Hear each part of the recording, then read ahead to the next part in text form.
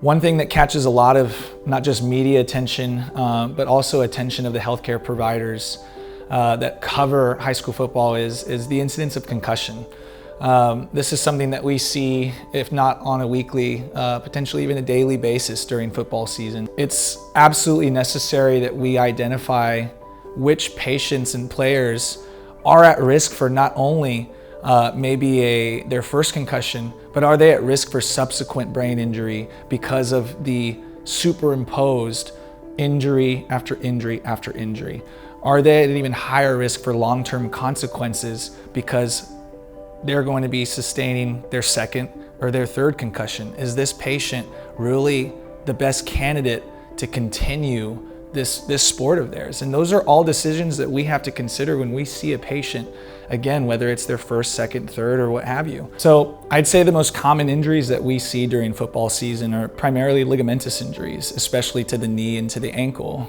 A big reason why we see those two predominantly is not only just the high impact nature of the sport, but also some of the non-contact requirements of the sport.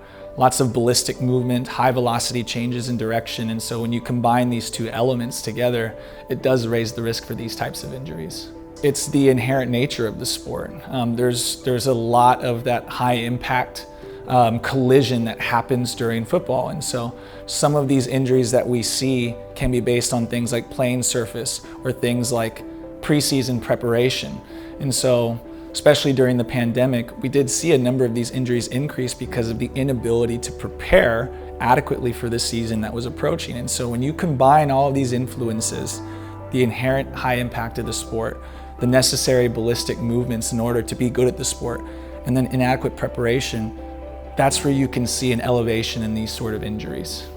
Preparedness and conditioning while going into your season is going to be a major way that an athlete can help decrease their risk of sustaining these types of injuries. Preseason conditioning is something that the vast majority of high school football programs will incorporate leading up to their season. And if this is done properly, and if you can identify the patients that potentially have these risk factors for these injuries, focusing on preparing these patients for the actual season time with the right strength and conditioning can help prevent some of these injuries. It's not going to be foolproof, but it will better their chances. And the other way that you can try your best to lower your risk is by following the rules of the game, sticking to the guidelines on proper technique and tackling, sticking to the rules when it's appropriate to pull an injured player from play. Those would be the other ways for making sure an athlete does not sustain a more severe injury during their season.